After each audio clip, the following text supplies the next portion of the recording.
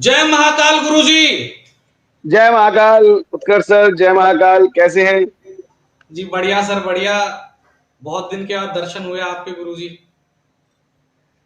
अरे गुरुजी, आप बस आदेश किए, हम तो आपकी सेवा में तुरंत हाजिर हो जाएंगे। तो गुरुजी आपका छोटा सा एक इंट्रोडक्शन करते हैं, उसके बाद फिर आप स्टार्ट कर दीजिएगा। जो एस्ट्रोलॉजी के हिसाब से, अभी के हिसाब से जो चल रहा है, जो अभी के नक्षत्र में भारत जो है एक युद्ध की स्थिति में जा रहा है, और जिस तरीके से ठीक है। दोबारा से मुझे लगता है कि कुछ अटैक जैसा कुछ सुना था हमने, इस तरीके का कुछ होने वाला है, तो उस पे थोड़ा प्रकाश डालेंगे। पर उससे पहले मैं आपका छोटा सा इंट्रोडक्शन कर देता हूँ।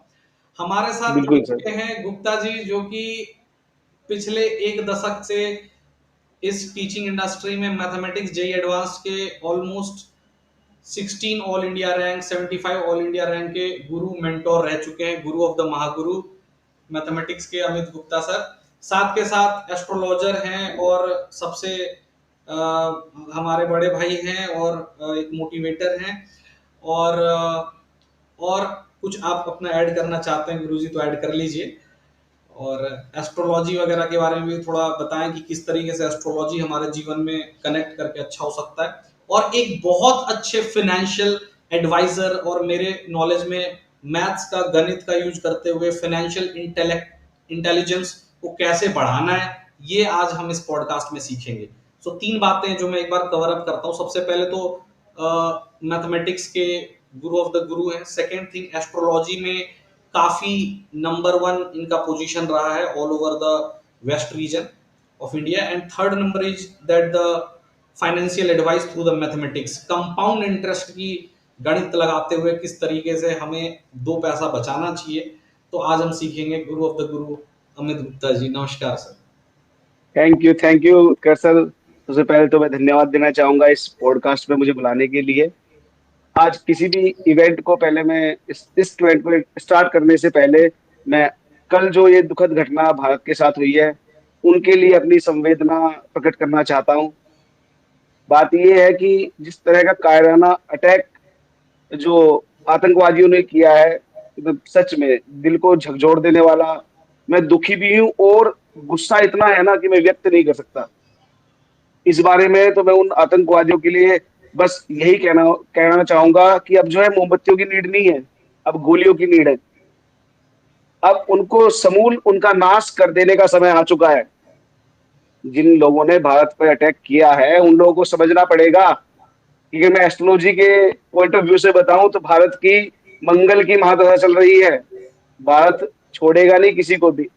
अच्छा। जिन्होंने मासूम लोगों की हत्या की है ना, चुन चुन के उनका बदला लिया जाएगा कि याचना नहीं अब रण होगा, जीवन जया कि मरण होगा, टकराएंगे नक्षत्र निकर, बरसेगी मुंह पर वही फकर, फनशेष नाग का डोलेगा, विकराल काल मुंह खोलेगा। जय महाकाल। देखेंगे ये। जय महाकाल। नीड है, नीड है इस तरह के जो कायराना हरकत करते हैं, विदेशों से फंडिंग उठाते हैं और भारत में अशांति फैलाने की जो कोशिश करते हैं, इनका समूल नाश करने का समय अब आ चुका है। यही चीज के साथ में जो परिवारों ने अपने स्वजनों को खोया है उनके लिए अपनी संवेदना व्यक्त करता हूँ। महाकाल उनकी आत्मा को शांति दे। बस यही था। बाकी तो उत्कर्ष सर, जैसे कि हमने आपने इंट्रोडक्शन दिया है, ये तो आपकी बड़प्पन है। बाकी अगर मैं खुद से, आप मुझसे पूछो कि मैं क्या हूँ, तो मैं अपने आप को कुछ भी नहीं मानता हूँ। सब महाकाल का आशीर्वाद है और यही ईमानदारी है कि जो कुछ भी मैं जहां भी आज हूँ उसमें मेरा जीरो रोल है। सिर्फ और सिर्फ महाकाल की भक्ति ने ही मुझे यहाँ तक पहुंचाया है।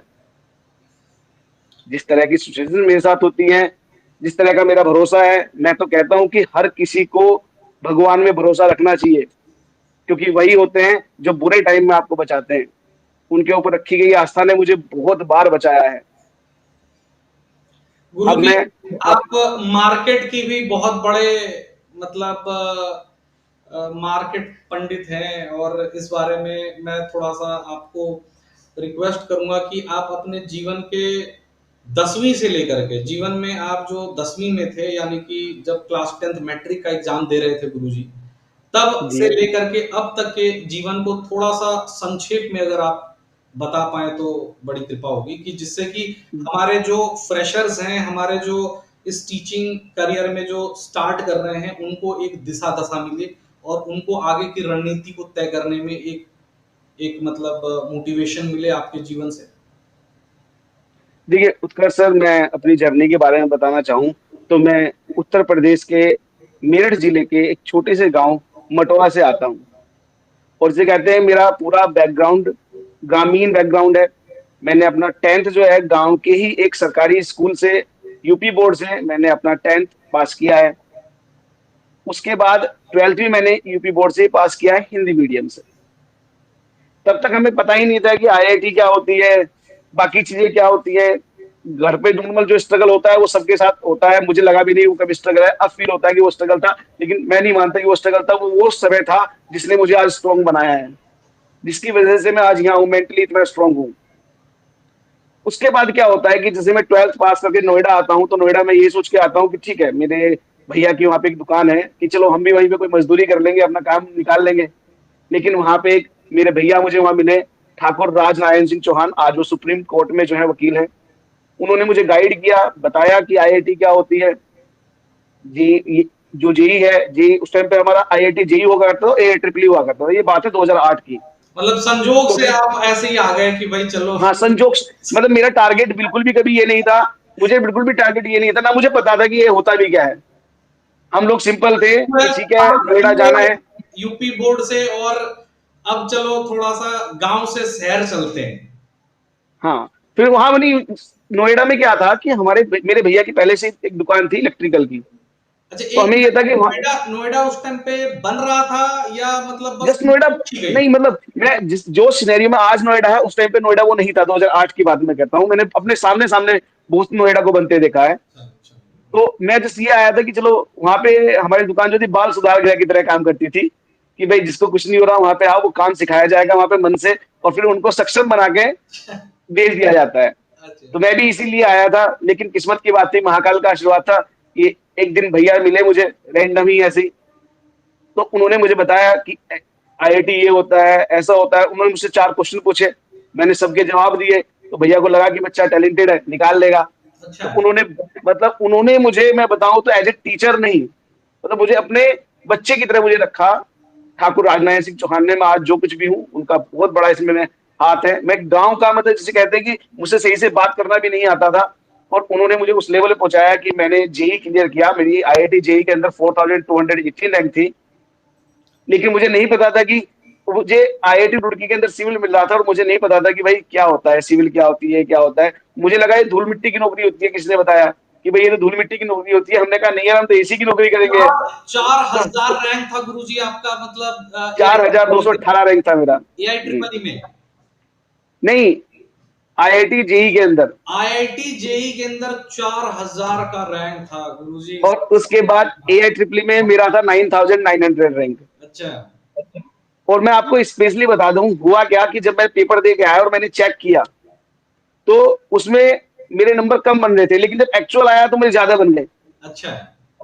इसका मतलब था कि जो उस टाइम पे उन्होंने, जो कोचिंग इंस्टीट्यूट थे, उन्होंने जो आंसर की अपलोड की थी, उनके कई क्वेश्चन गलत थे, मेरे सही थे। ओके। अच्छा। तो हम तो बीच में बिल्कुल टूट चुके थे। लेकिन फिर मैं कहता हूँ कि महाकाल का आशीर्वाद था, क्या उस सिचुएशन का आशीर्वाद था जहां से मैं उठ के आया हूँ।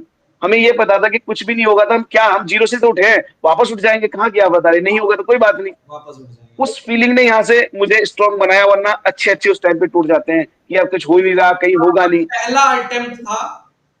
हाँ, पहला अटेम्प्ट था मेरा। पहला, क्योंकि 12th अपीयरिंग में तो दिए नहीं, ट्वेल्थ पता ही ट्वेल्थ मैंने दिया ही नहीं था, क्योंकि हमें लगता था ये तो शहर वाले लोगों की चीजें हैं। करेक्ट। मतलब पता ही नहीं था टोटली कि क्या है। मतलब उसके वही बताना चाह रहा हूँ कि पता ही नहीं था। जब वहां पे आके हमें पता लगा नहीं ये भी होता है, ऐसा भी होता है, लोग यहाँ जाते, तब हमने तैयारी की, और महाकाल के आशीर्वाद से, उनके आशीर्वाद से ही आज जो है हम फिर एनआईटी चले गए, एनआईटी रायपुर से मैंने इलेक्ट्रॉनिक्स एंड टेलीकम्युनिकेशन के अंदर अपनी इंजीनियरिंग कंप्लीट की है। मैं आपको बता दूं, मैं एनआईटी रायपुर का 21st एंट्री था। अच्छा। क्या वहां भी 21st एंट्री था। मुझे और अच्छी अच्छी चीजें मिल रही थी, लेकिन नहीं मिली, मतलब हमने नहीं ली। मतलब उस टाइम उतना आइडिया नहीं था कि कौन सा ब्रांच लें, बस क्या यही लें। आइडिया आइडिया पता अपने को नहीं गिनी था। चुनी 4 ब्रांच। देखिए गुरुजी, अपने को गिनी चुनी 4 ब्रांच पता थी, हाँ, इलेक्ट्रिकल, सिविल, सीएस, और हो गया काम, बस इतना ही अपने को पता था, और कुछ नहीं पता था। मैं कहने लगा नहीं, मैं बहुत इंटेलेक्चुअल था, कुछ भी नहीं था ऐसा, बिल्कुल हाँ। है ना। लेकिन फिर वहां कॉलेज के अंदर पहुंचे, कॉलेज की जर्नी में कहूँ बहुत ही अच्छी रही। जीवन के बड़े-बड़े जो कहते हैं पाठ उस ज़िंदगी ने वहाँ पे मुझे पढ़ाए। कॉलेज मतलब जिसे कहते हैं ना कि अल्टीमेट मेरे गोल्डन ईयर्स थे कॉलेज में। एक चीज यहाँ तो पर जो मैं बच्चे बोल दूं, मेरे को कॉलेज मैं यहाँ पे एक चीज़ कहना चाहूँगा उसके सर मैं बस 1 मिनट लूँगा कि जो बच्चे आईआईटी, जेईई की तैयारी करते हैं या किसी भी कॉम्पिटिटिव एग्ज़ाम की तैयारी करते हैं, तो वो ये समझ लें कि जितना वो डिवोशन देते हैं 2 साल के लिए, काफ़ी चीज़ों का त्याग करते हैं, उन सब का फल उन्हें इकट्ठा कॉलेज में मिल जाता है। कॉलेज में मिल जाए। ये कुछ ऐसा होता है कि जैसे पुराने टाइम में ऋषि लोग तपस्या करते थे ना और फिर भगवान आशीर्वाद देते थे, बोल बच्चा क्या चाहिए? तो बस ये वैसा ही है कि वो 2 साल तपस्या करते हैं, फिर अच्छा कॉलेज मिलता है और बहुत अच्छा होता है। गुरुजी जी के सर, आप कुछ कहना चाह रहे थे? बच्चे बच्चे के 2 साल के समर्पण और मतलब त्याग को किसी श्लोक या किसी कविता के रूप में अगर आप बोलना चाहें तो कैसे बोलेंगे? नहीं, इसमें देखो मैं कविता तो कुछ नहीं कहूँगा, बात वही है कि भई कि लोग जिसे कहते हैं सफलता के बाद तालियाँ मारते हैं, है ना? आप जो मेहनत करते हो, किसे कहते हैं कि मेहनत जो है ना, इतनी साइलेंटली करो कि आपकी सफलता शोर मचा दे। करेक्ट। लोग क्या करते हैं कि मेहनत में कि हम ये कर रहे हैं, वो कर रहे हैं, हम आईआईटी की तैयारी करें, तो उससे क्या होता है कि अपने आप ही एक प्रेशर क्रिएट कर लेते हैं बच्चे, किसी को जो बताओ कि मत। नहीं करना है। किसी को बता मत, आप तैयारी करते रहो, फोकस से तैयारी करते रहो, जिस दिन आपका सिलेक्शन होगा, दुनिया आपको देखेगी, दुनिया तालियां मारेगी। उस टाइम पे वो कहते हैं ना, ये जो हंस रही है दुनिया मेरी नाकामियों पे, तो क्या ये वाली बात याद रखना कि मैं काम कर रहा हूं अपनी हर खामियों पे, क्या एक दिन ये सारे ताली मारेंगे, तो वो वाली बात है। तो ये मैं जेई के बच्चों के लिए भी एडवाइस करना चाहता हूँ, देना चाहता हूँ कि जो जेई की या नीट की भी तैयारी करते हैं बच्चे, वो 2 साल फुल डेडिकेशन के साथ बिल्कुल जिसे कहते हैं ना सोशल मीडिया से दूर रहें, आपका सिलेक्शन पक्का होगा। उसके बाद क्या हुआ मैं आपको बताता हूँ। फिर जैसे मैं कॉलेज में गया, तो कॉलेज के लास्ट ईयर में मेरे पास 3 जॉब ऑफर थे पहले से ही। आप बट आपने क्योंकि बताया गुरुजी कि उस दौर में मतलब 2012 के दौर में आपके पास 24 लाख का ऑफर था और मतलब आप इधर टीचिंग में आ गए। और वो भी ऑफ कैंपस था, अच्छा। ऑन कैंपस की थी, ऑफ कैंपस भी था। क्यों? उसका कारण ये था कि मैंने जो समर ट्रेनिंग प्रोग्राम होता है, इंटर्नशिप कहते हैं जिसे, उसमें मैंने एचपी में ट्रेनिंग की थी और उन्होंने एक जो है प्रोजेक्ट दिया था एएलयू बनाने के लिए, अर्थमेटिक लॉजिक यूनिट बनाने के लिए। अच्छा। उसमें मैंने ऑल इंडिया फर्स्ट रैंक आई थी मेरी। क्या बात, क्या मेरे बात। पास अभी सर्टिफिकेट है, ट्रॉफी है, वीडियोज है, सब है। तो उन्होंने मुझे पहले ही जॉब ऑफर कर दिया था। मैथमेटिक्स तो गुरुजी मुझे लगता है कि आज मैं पूरे दावे के साथ कह सकता हूँ, आज मैं इस मंच के माध्यम से, कि पूरे इंडिया में आपके टक्कर का 2-4 ही फैकल्टी होंगे। सब महाकाल का आशीर्वाद है। देखिए क्या होता है, मैं आपको बताऊं, सब्जेक्ट के बारे में बताता हूँ। आप अगर मैं as a teaching point of view से बताऊं तो आप अपने सब्जेक्ट की इज्जत करो। जब तक आप अपने सब्जेक्ट की इज्जत नहीं करोगे, आप एक्सेल नहीं कर सकते। आप कभी भी जो न्यू कमर आ रहे हैं ना, मैं उनके लिए भी एडवाइस करना चाहता हूँ कि जो न्यू कमर्स आते हैं, वो सिर्फ इसलिए ना आए कि ठीक है कुछ नहीं मिल रहा है इसलिए टीचिंग में जा रहे हैं, नहीं। टीचिंग उन्हीं लोगों के लिए है, उन्हीं लोगों का करियर है जो कि पैशन के साथ इसमें आना चाहते हैं। बहुत बार आपको लगेगा कि यार आप जितना काम कर रहे हो उसके हिसाब से आपको कंपनसेशन नहीं मिल रहा है ना?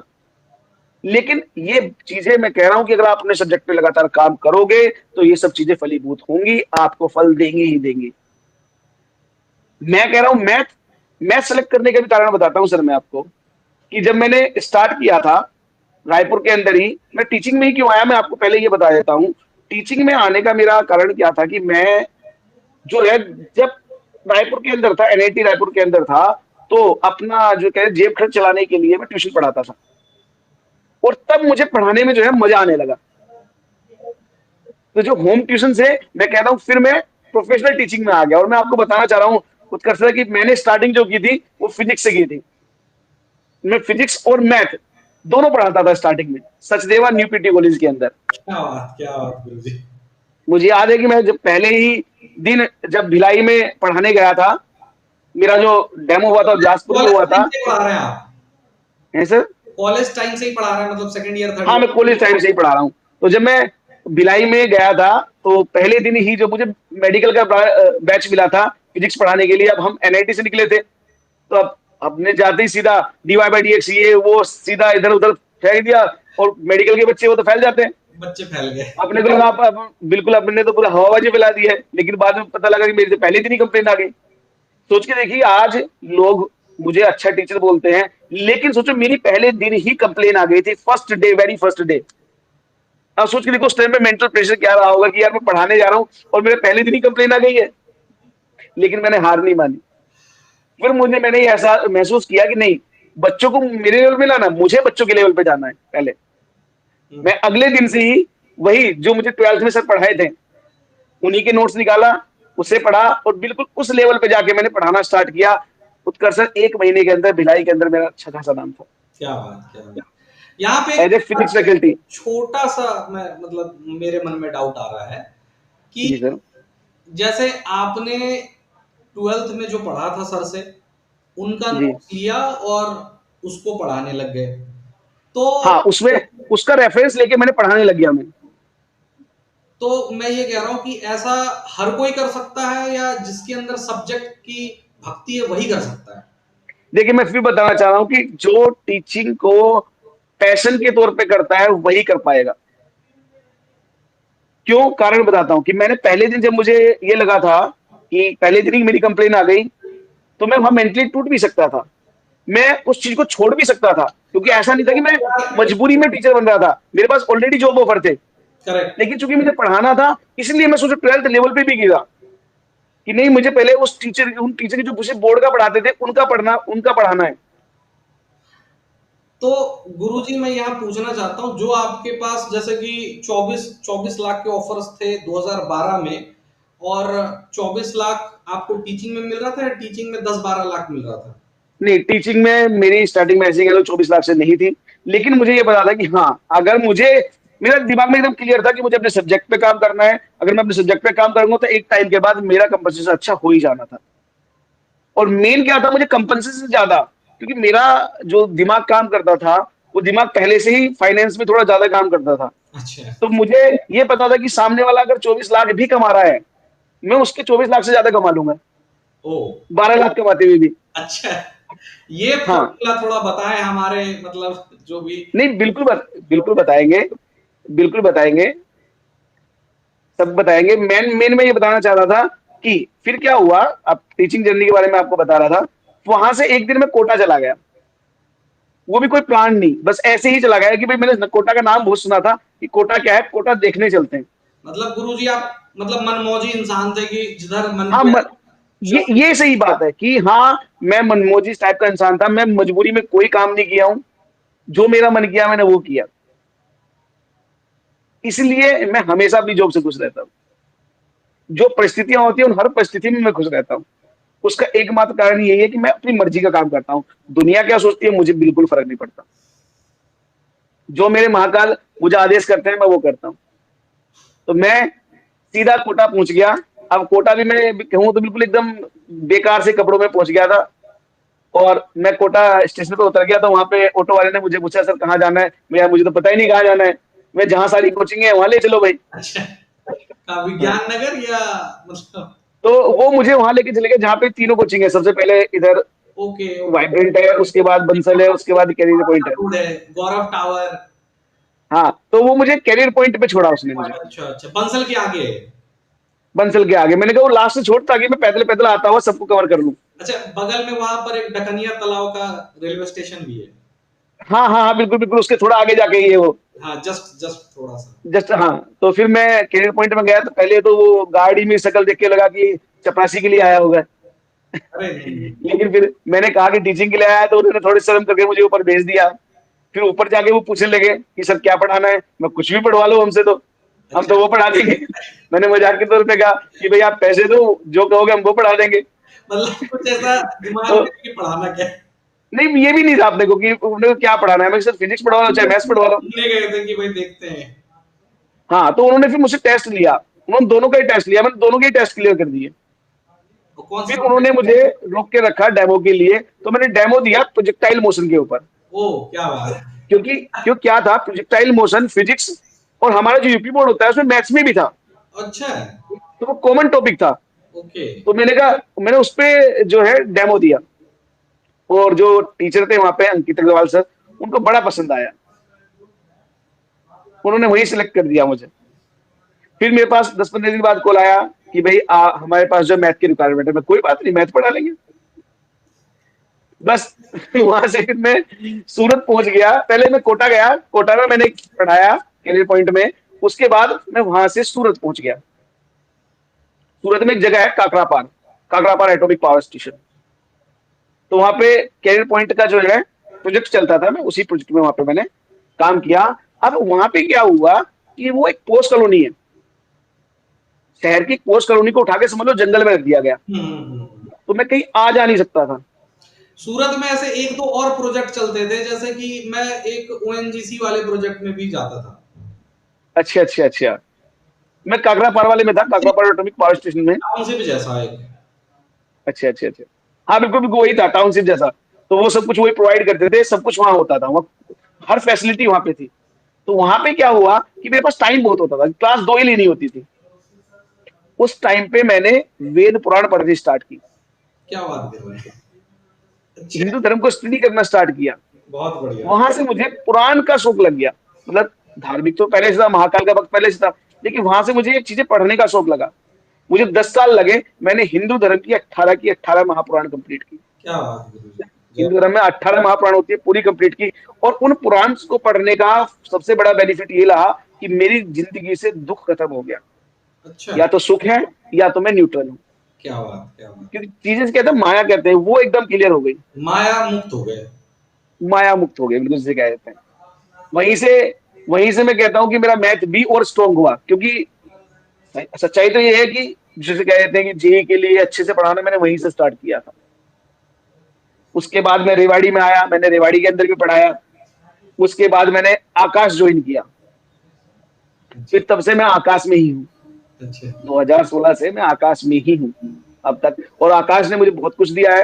मतलब मैं थैंक नहीं, है वाकई आकाश का। मतलब ऐसा ऐसा एक इंस्टीट्यूट जिसके बारे में सोच के अपने को ये जी लगता है कि यार पैसा जो है इसका हमने कमाया है और डाइजेस्ट हुआ है।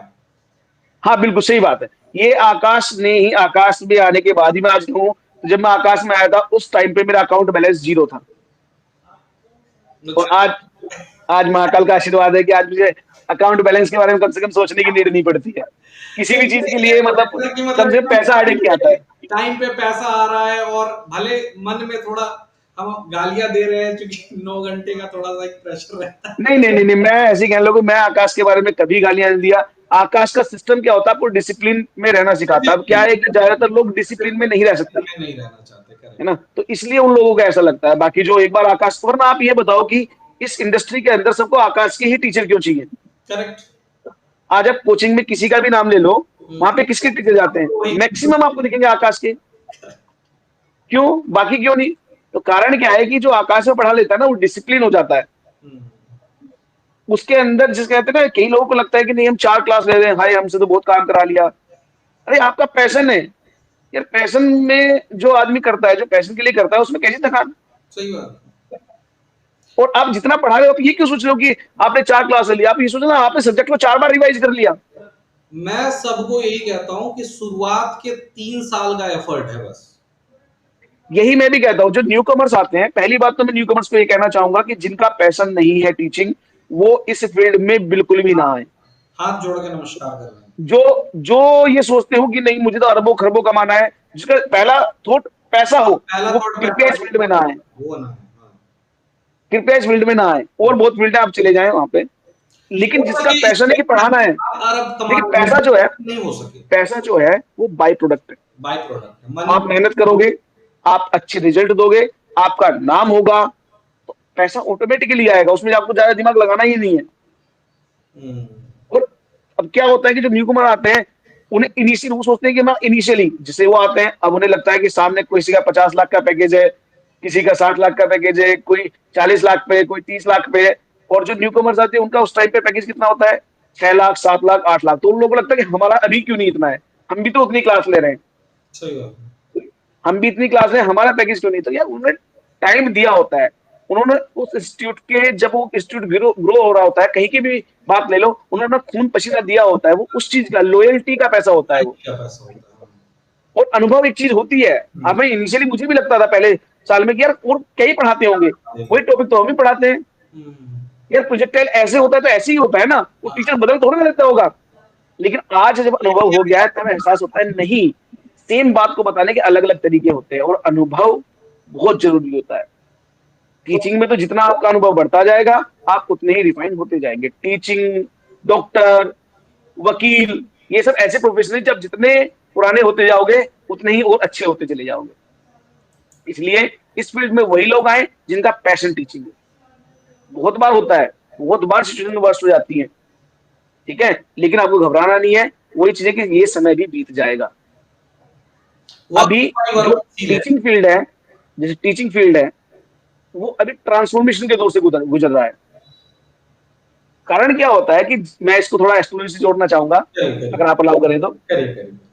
क्या था कि अभी शनि देव जो थे वो काल पुरुष की कुंडली के 11वें घर से गोचर कर रहे थे। 11 नंबर राशि से जो है वो गोचर किए थे, उनकी अपनी राशि थी। शनि शनि। अभी लास्ट हाँ 29 मार्च को ही वो खत्म किए। तो जब काल पुरुष की कुंडली में शनि महाराज 11वें घर में होंगे तो वहां से दृष्टियां डालते हैं 5वें घर के ऊपर। अच्छा 5वां घर अपना थिंकिंग, पॉलिसी, एजुकेशन का होता है। अच्छा। तो इसलिए जब भी वो वहां से गुजरेंगे तो वहां पे 5वें घर के अंदर वो एक ट्रांसफॉर्मेशन पैदा करेंगे करेंगे। तो आप देख रहे हो एक बड़ा चेंज आ रहा है। हम्म तो बहुत सारे लोग इस टाइम पे तड़प रहे हैं। हम्म। इस टाइम पे करना क्या है, पे सर्वाइव कौन कर पाएगा, कब तक जिसका सब्जेक्ट स्ट्रॉन्ग चलेगा होगा। ये काल, कब तक चलेगा? बस सर अभी 29 मार्च से खत्म हो चुका है ना। अच्छा है। अब आप देख रहे होंगे काफी ज्यादा सुधार भी आ रहे हैं ये टीचिंग के अंदर, वाकई है ना। वाकई ये जो आप तो बात मैं करो पिछले मानता हूँ कि 29 तारीख से जो सुधार आया है, चलिए आपने जी, बोल दिया तो मेरे को सच में फील होने लगा। मतलब आप सही से बोल दो, अप्रैल 1 अप्रैल से मान लो, 29 मार्च छोड़ो, तो एंट्री के अप्रैल के बाद से आप देख रहे हो कि इस फील्ड के अंदर चेंज आ जाएंगे। मुझे लोग स्टेबल वापस से होने लगेंगे। लगता हूँ कि रिक्रूट्स बढ़ गए हैं। और आपने जो बात तो देखिए क्या होता है कि आप तो सिर्फ फिजिक्स के हैं, टीचर हैं, तो मैं आपको बता भी दूं कि लोगों को लगता है कि एस्ट्रोलॉजी, ये ग्रह नक्षत्र इतनी दूर से बैठ के कैसे कंट्रोल करते होंगे। तो मैं इन लोगों को बता दूं कि हम लोगों को लगता है कि हम इंडिपेंडेंट है, लेकिन जरा ब्रह्मांड से बाहर जाके देख के देखो, या हम सोलर सिस्टम से बाहर जाके देख के देखो, तो हम भी तो एक पिंड ही है ना, ऑब्जेक्ट है ना। ऑब्जेक्ट है। हाँ तो अगर ग्रेविटी किसी, जिसे कहते हैं इस ग्लास के ऊपर अगर ग्रेविटी लगती होगी तो क्या मेरे ऊपर ग्रेविटी लगती होगी? करेक्ट, लगती होगी। क्या मेरे अंदर और चीजें हैं? बिल्कुल। आप बताओ, क्या मेरे अंदर, मैं भी तो इन्हीं तत्वों से मिलकर बना हूं। आप ये मेटाफिजिक्स पढ़ा रहे हैं या मतलब स्पिरिचुअल, क्या क्या नाम आप इसको कुछ भी समझ लीजिए, लेकिन मैं जस्ट समझाने की कोशिश कर रहा हूं, ठीक है। ओके। तो ऐसे ही ग्रहों के परिवर्तन का जो है इफेक्ट हमारे ऊपर पड़ता ही है, अच्छा। मास के ऊपर पड़ता ही पड़ता है।